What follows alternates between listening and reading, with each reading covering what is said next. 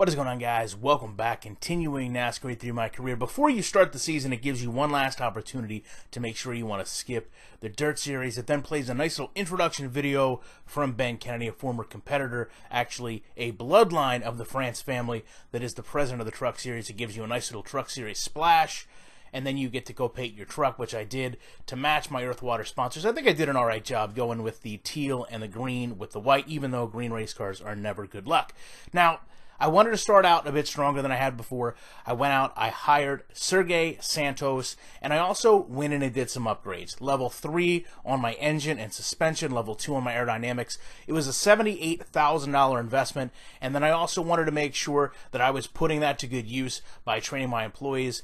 Sergey, 10 on suspension, Roy, 10 on engine, because I think power and handling are going to be two of the biggest things. The aerodynamics I can work with, but we've got to be able to go fast and handle. So Daytona, obviously going to be a big test. The truck is not a super speedway truck, so it's going to be interesting to see how these penalties hurt us, even though this is the best equipment that I've ever fielded, even going back to the Dirt Series. So we look at our incentive contract. I went with 2 top 15s in 3 races, which I thought was reasonable.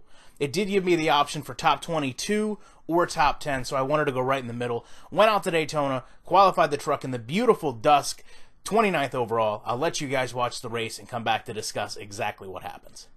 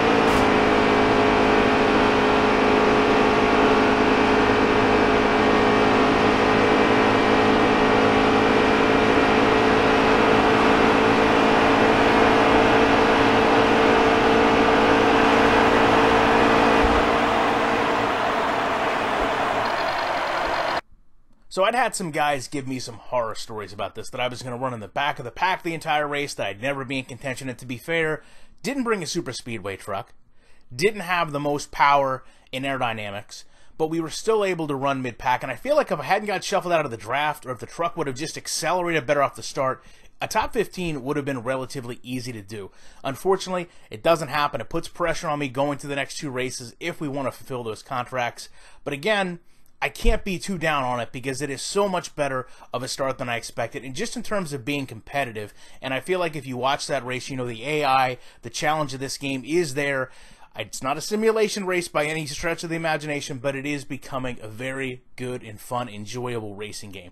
Love to know your thoughts on this. Appreciate you checking it out, and I'll be back very shortly with the next race.